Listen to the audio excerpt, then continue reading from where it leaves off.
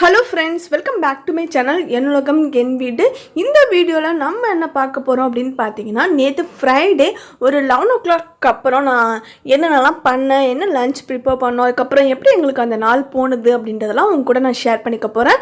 வீடியோக்கு போகிறதுக்கு முன்னாடி நம்மளோட சேனலில் நீங்கள் இப்போ தான் ஃபர்ஸ்ட் டைம் வீடியோஸ் பார்க்குறீங்க அப்படின்னா இந்த வீடியோக்கு கீழே இருக்கக்கூடிய ரெட் கலர் சப்ஸ்கிரைப் பட்டனை கிளிக் பண்ணி சேனலை மறக்காமல் சப்ஸ்கிரைப் பண்ணிக்கோங்க. சப்ஸ்கிரைப் பட்டனுக்கு பக்கத்தில் இருக்கக்கூடிய பெல் பட்டனை கிளிக் பண்ணிக்கிட்டீங்க அப்படின்னா அடுத்தடுத்து நான் வீடியோஸ் அப்லோட் பண்ணுறப்போ உங்களுக்கு நோட்டிஃபிகேஷன் வரும். மிஸ் பண்ணாமல் நம்மளோட வீடியோஸ் எல்லாத்தையுமே நீங்கள் கண்டினியூஸாக பார்க்கலாம். வாங்க இப்போ வீடியோக்கு போகலாம். இப்போது மார்னிங் 11 o'clock ஆக போகுது.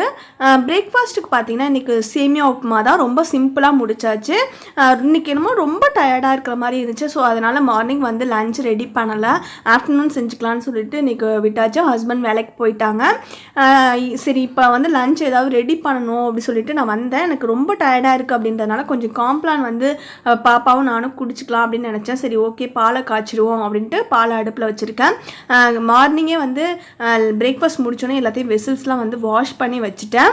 இப்போ காம்ப்ளான் குடிச்சிட்டு அதுக்கப்புறம் பார்த்தீங்கன்னா ஒரு பர்னரில் ரைஸ்க்கு தண்ணி சூடு பண்ணிகிட்ருக்கேன். இன்னொரு இதில் வெங்காயம் தக்காளி பூண்டு இதெல்லாம் கட் பண்ணி போட்டு துவரம் பருப்பு எல்லாம் போட்டு சாம்பாருக்கு நான் வேக வைக்கிறதுக்கு குக்கரில் வச்சுட்டேன். இப்போ தண்ணி கொதிச்சோடனே அரிசியுமே போட்டுட்டேன். இன்னொரு சைட் பார்த்தீங்கன்னா இன்றைக்கி பாகற்காய் பொரியல் செய்கிறதுக்காக பாகற்காயும் அதுக்கப்புறம் வெங்காயம் நறுக்கி எடுத்து வச்சுருக்கேன். இப்போ வெஜிடபிள்ஸ் கட் பண்ணுற வேலையெல்லாம் முடிஞ்சிருச்சு. ஸோ அந்த வேஸ்டேஜ்லாம் எடுத்து ஒரு கவரில் போட்டுட்டு அதுக்கப்புறமா அந்த வெஜிடபிள் சாப் பண்ணுற அந்த கட்டர் அதுக்கப்புறம் நைஃப்லாம் வாஷ் பண்ணி எடுத்து வச்சுட்டேன். இப்போ பார்த்தீங்கன்னா சாதம் கொதிச்சு வெந்துருச்சு. ஸோ வடிச்சாச்சு.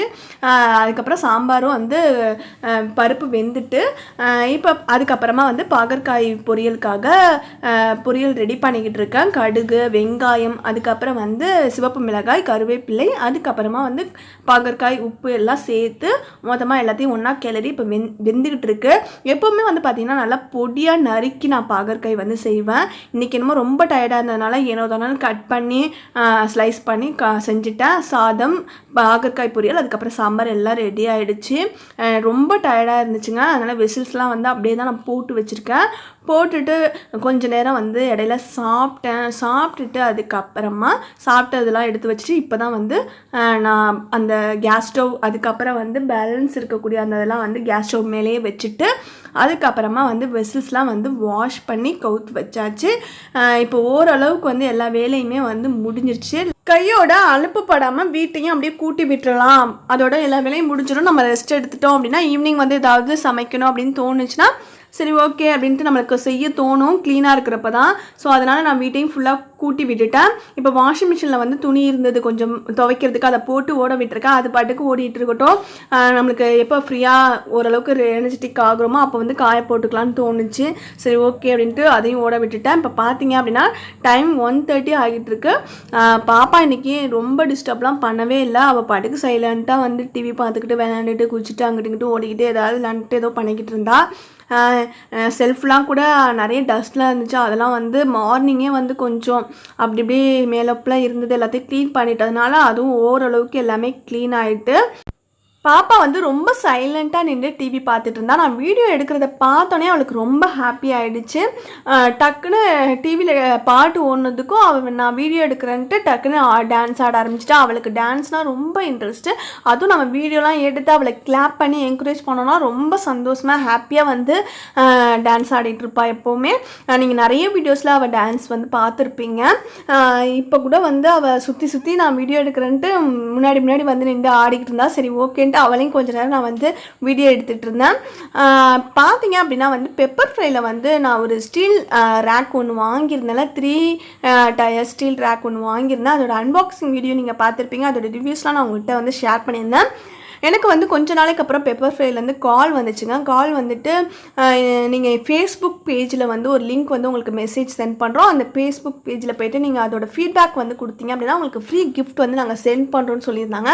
எனக்கு அதில் நம்பிக்கையே இல்லை. சரி ஓகே இருந்தாலும் பரவாயில்ல, நல்ல ஒரு ப்ராடக்ட்டு, சரி ஓகே அதுக்கான ஃபீட்பேக் நம்ம கொடுப்போம்னு சொல்லிட்டு நான் கொடுத்துருந்தேன். நான் ஃபீட்பேக் சென்ட் பண்ணி 2 மந்த்ஸ்க்கு மேலேயே ஆகிடுச்சு. இடையில பார்த்தீங்கன்னா நாங்கள் வீடு ஷிஃப்ட் பண்ணோம். அப்புறம் இந்த வீட்டுக்கு வந்ததுக்கப்புறம் பெப்பர் ஃப்ரையில் வந்து அட்ரஸ்லாம் சேஞ்ச் பண்ணிவிட்டு புதுசாக சில ப்ராடக்ட்ஸ்லாம் கூட வாங்கினேன். பட் ஆனால் எனக்கு எதுவுமே வந்து ஃப்ரீ கிஃப்ட் எதுவுமே வந்து வரவே இல்லை அப்படின்னு நான் நினச்சிட்டு இருந்தேன். சரி இனிமேல் வராது அப்படின்னு நினச்சிட்டு இருக்கப்போ பார்த்தீங்கன்னா இன்றைக்கி தாங்க எனக்கு ஒரு கால் வந்தது. ஒரு கொரியர் பர்சன் ஒருத்தவங்க வந்து கால் பண்ணிவிட்டு உங்களுக்கு வந்து ஒரு கொரியர் வந்திருக்கு அப்படின்னாங்க. நம்ம எந்த ப்ராடக்ட்டுமே இப்போ எதுவுமே வந்து ஆர்டர் பண்ணல, எப்படி வரும் அப்படின்னு சொல்லிட்டு நான் என்ன எதுலேருந்து வந்திருக்கு அப்படின்னு கேட்டப்போ பெப்பர் ஃப்ரைனாங்க. ஸோ அதுக்காக தான் நான் இப்போ வெயிட் பண்ணிக்கிட்டு இருக்கேன். அந்த ஃப்ரீ கிஃப்டாக இருக்குமோ அப்படின்னு ஒரு ஐடியா இருந்தது மைண்டில். சரி வெயிட் பண்ணி பார்ப்போம் என்ன ப்ராடக்ட் அப்படின்னு நினச்சிட்டு இருக்கேன். சரி அது வந்தோடனே வந்து உங்கள்கிட்ட நான் அது என்ன ப்ராடக்ட் அப்படின்றத அன்பாக்ஸ் பண்ணி காட்டுறேன் வாங்க.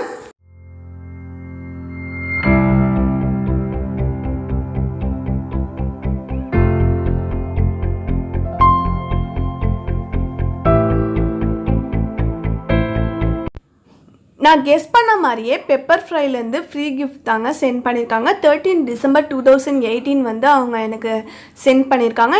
எனக்கு வந்து இன்றைக்கி தான் ப்ராடக்ட் வந்து ரிசீவ் ஆகிருக்கு. என்ன ஃப்ரீ கிஃப்ட் வந்து அவங்க எனக்கு அனுப்பியிருக்காங்க அப்படின்றதெல்லாம் வந்து அன்பாக்ஸ் பண்ணிவிட்டு நம்ம பார்க்கலாம் வாங்க.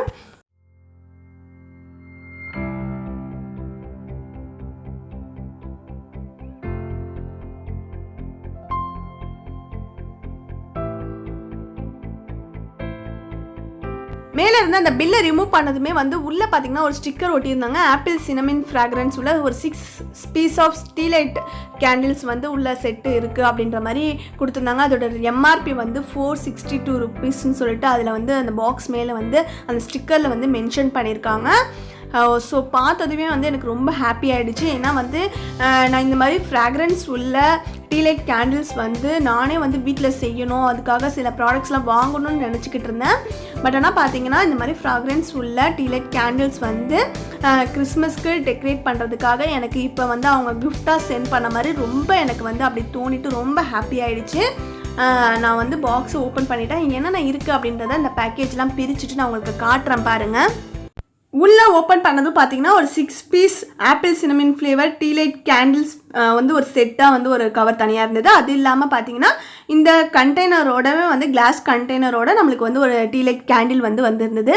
இது பார்த்தீங்கன்னா நம்ம டீலைட் கேண்டில் யூஸ் பண்ணதுக்கப்புறம் அந்த கண்டெய்னரை கூட நம்ம வந்து ஏதாவது ஸ்டோர் பண்ணுறதுக்கு கூட யூஸ் பண்ணிக்கலாம். எனக்கு ரொம்ப ஹாப்பி ஆகிடுச்சு இதை பார்த்ததுமே. உண்மையாகவே இது வந்து ஒரு சர்ப்ரைஸ் கிஃப்ட் தான் எனக்கு. இதோட ரேட் வந்து நான் உடனே பெப்பர் ஃப்ரையில் கூட நான் செக் பண்ண ஆப்பில் போயிட்டு 125 ருபீஸ்க்கு மேலே தாங்க ஸ்டார்டிங். ஒரு நார்மல் 6 பீஸ் செட்டு கூட வந்து டீலைட் கேண்டில்ஸ் வந்து நம்மளுக்கு 125 ருபீஸ்க்கு மேலே தான் ஸ்டார்ட் ஆகுது. கண்டிப்பாக அப்போ வந்து இது 200 ருபீஸ்க்கு மேலேனாலும் இருக்கும்.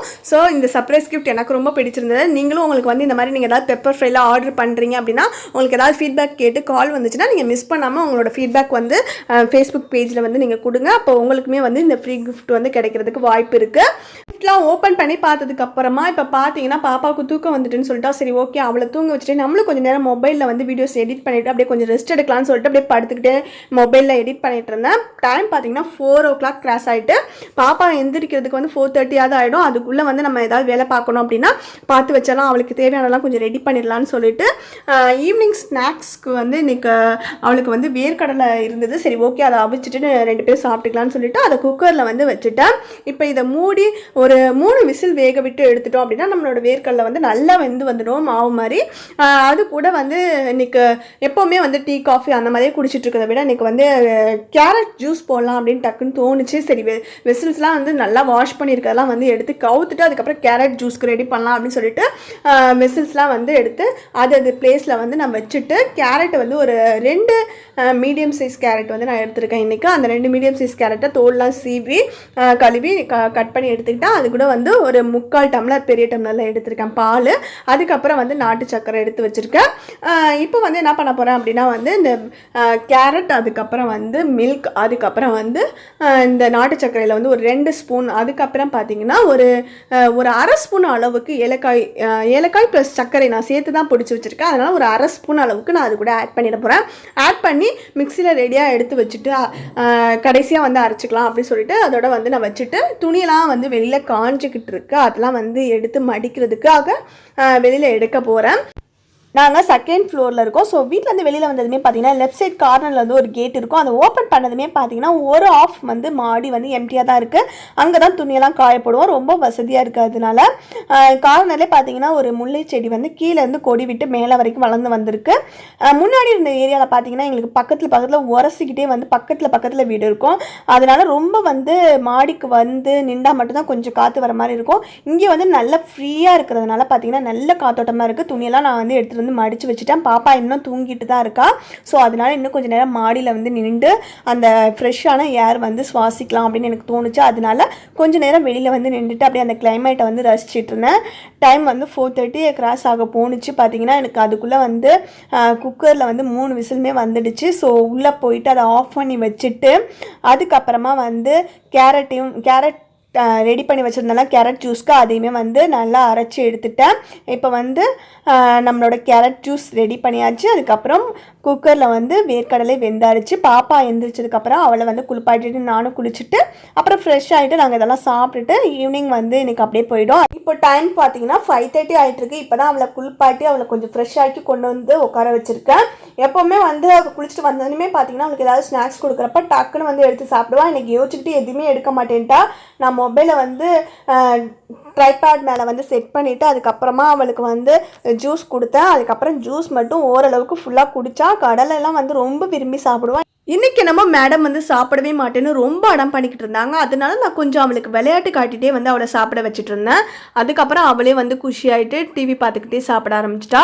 நேற்றைய நாள் வந்து எங்களுக்கு இப்படி தான் போனது. நைட் டின்னருக்கு பார்த்தீங்கன்னா ஸ்பெஷலாக நான் டிஃபன் எதுவும்லாம் செய்யலை. ஆஃப்டர்நூன் லஞ்சுக்கு செஞ்ச சாதம் வந்து நான் நிறைய வடிச்சிட்டேன். ஸோ அதே வந்து நைட் டின்னருக்கு வச்சுக்கலான்னு சொல்லிட்டு விட்டாச்சு. ஆஃப்டர்நூன் லஞ்சுக்குமே வந்து ஹஸ்பண்ட் சாதம் எதுவும் எடுத்துகிட்டு போகாதனால சரி ஓகே சாதம் சாம்பார் அதுக்கப்புறம் பாகற்காய் பொரியல் மிச்சம் இருக்குது. அதே வந்து டின்னருக்கு வச்சுக்கலான்னு சொல்லிட்டு நாங்கள் அதே வந்து வச்சுட்டேன். நான் இல்லைனா வந்து சிம்பிளாக ஏதாவது டிஃபன் நான் எப்போவுமே செய்வேன். நேற்றைய நாள் வந்து எங்களுக்கு இப்படி தான் போனது. இந்த வீடியோ உங்களுக்கு பிடிச்சிருந்தால் லைக் பண்ணுங்கள், உங்கள் ஃப்ரெண்ட்ஸ் கூட ஷேர் பண்ணிக்கோங்க. இது மாதிரி நான் நிறைய வீடியோஸ் பார்க்கணுன்னு ஆசைப்பட்டீங்கன்னா நம்மளோட சேனலை மறக்காமல் சப்ஸ்கிரைப் பண்ணிக்கோங்க. சப்ஸ்கிரைப் பட்டனுக்கு பக்கத்தில் இருக்கக்கூடிய பெல் பட்டனை கிளிக் பண்ணிக்கிட்டீங்க அப்படின்னா அடுத்தடுத்து நான் வீடியோஸ் அப்லோட் பண்ணுறப்ப உங்களுக்கு நோட்டிஃபிகேஷன் வரும். மிஸ் பண்ணாமல் நம்மளோட வீடியோஸ் எல்லாத்தையுமே வந்து நீங்கள் கண்டினியூஸாக பார்க்கலாம். இந்த வீடியோக்கு கீழே இந்த வீடியோ பற்றிய உங்களுடைய கருத்துக்களை மறக்காமல் பதிவு செய்யுங்க. தேங்க்ஸ் ஃபார் வாட்சிங் மை வீடியோஸ் ஃப்ரெண்ட்ஸ்.